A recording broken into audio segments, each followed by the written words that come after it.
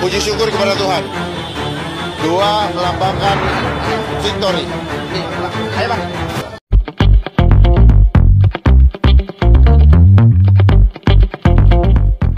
Shalom Sobat Terang Kemuliaan, apa kabar kalian semua? Senang rasanya bisa berjumpa lagi dengan kalian semua. Kiranya damai sukacitalah dan kebaikan Tuhan selalu bersama dengan kalian. Diberikan umur yang panjang, diberikan kesehatan yang sempurna, dan juga tentunya diberikan rezeki yang berlimpah, dijauhkan dari segala sakit, penyakit, dan mara bahaya.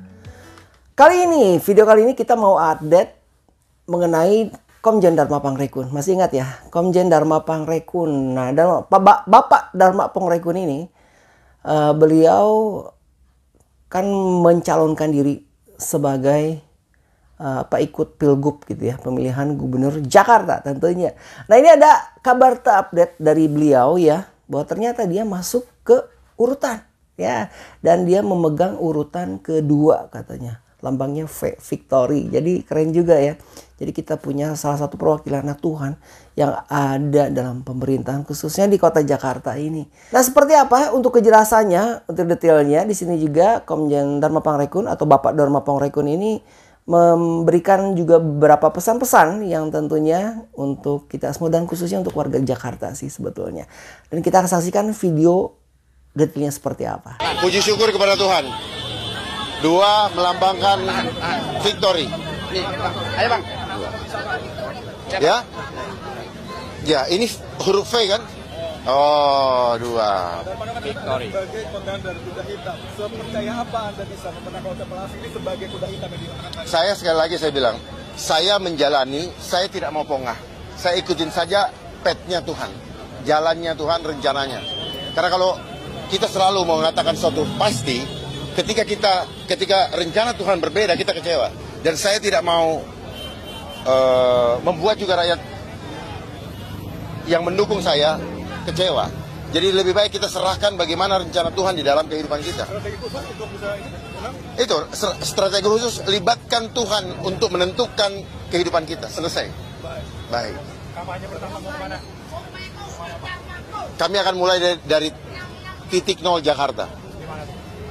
Titik 0-nya di mana kira-kira? Sudirman. Ya itu kira-kira Jakarta Pusat, Pak. Rangkul Persija gimana nanti, Pak? Bagaimana? Rangkul Persija gimana? Saya rasa kalau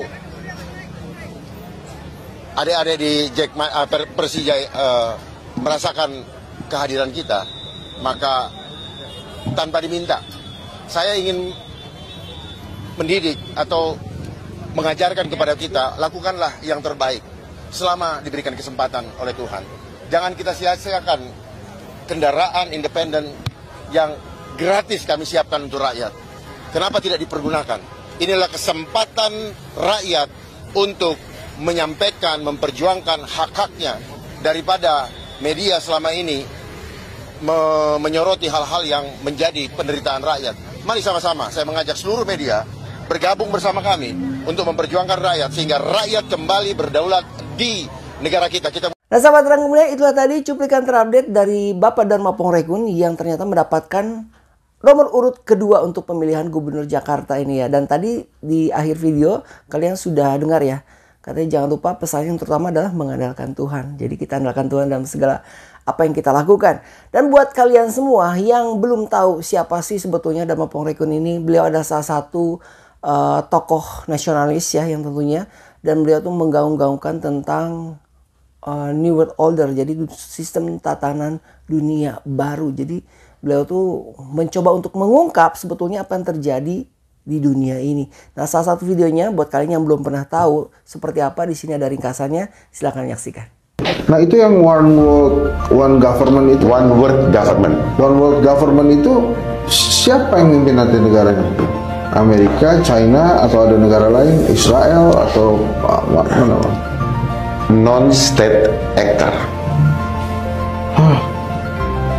Non-state actor, bukan Amerika, bukan China, tetapi ada sesuatu kekuatan yang berada di belakang United Nations.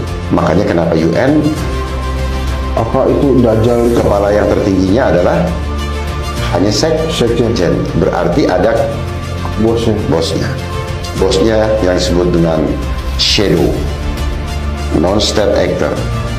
Makanya mereka adalah small secret society.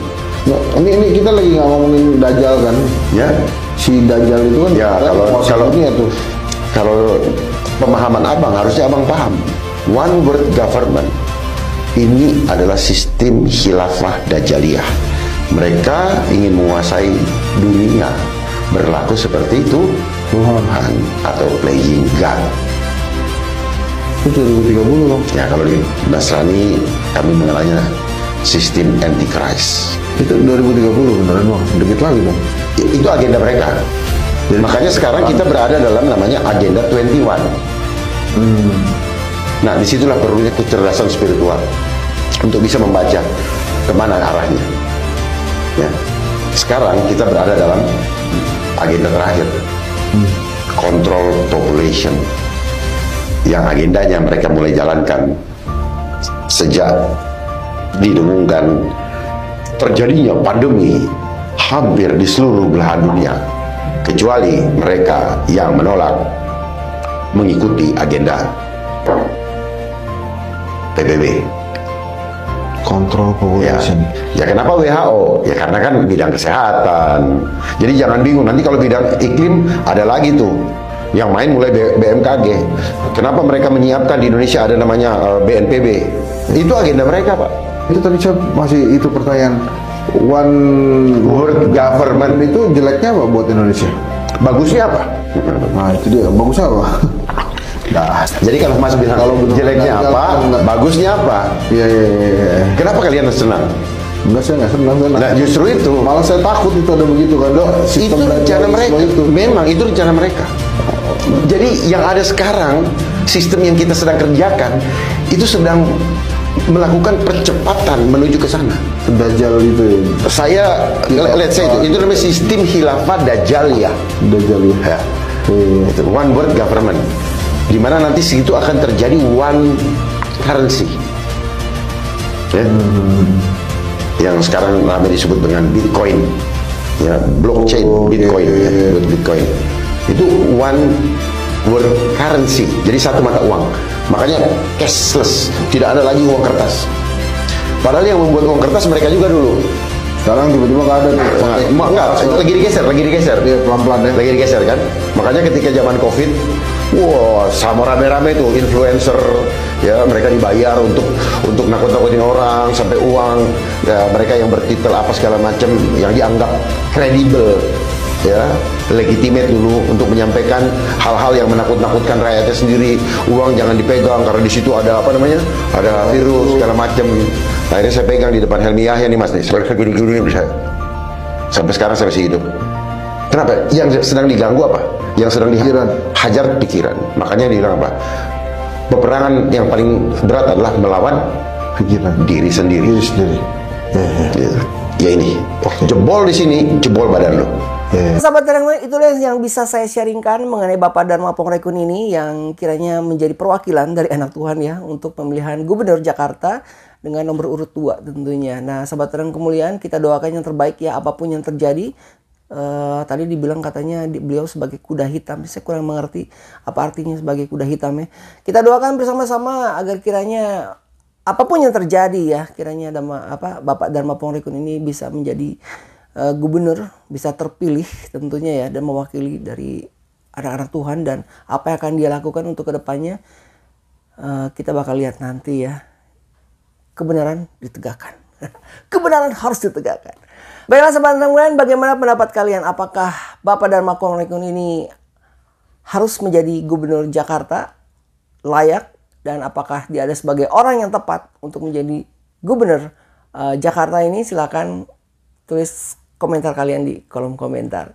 Dan jangan lupa dukung terus channel Terang Kemuliaan tentunya dengan cara apa? Dengan cara subscribe dan bagikan video-videonya kepada yang lain agar kiranya channel Terang Kemuliaan ini bisa menjadi berkat untuk orang banyak. Kita akan bertemu lagi tentunya di lain kesempatan, dan saya berdoa untuk kalian semua kiranya kebaikan Tuhan selalu bersama dengan kalian, diberikan umur yang panjang, diberikan kesehatan sempurna, dan juga tentunya diberikan rezeki yang berlimpah, dijauhkan dari segala sakit, penyakit, dan mara bahaya. Kita bertemu lagi di lain waktu. Tuhan Yesus memberkati.